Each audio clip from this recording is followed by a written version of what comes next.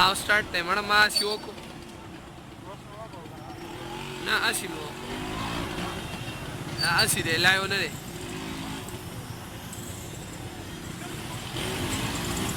قدرمندو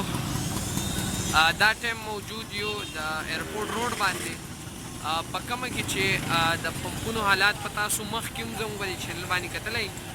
نن چې دی په سوات اټک پمپ کې چې دی پټرول دی قدرمندو پښتنو دا د اټک پمپ چې دی د صورتحال دی تاسو بالکل کتی شئ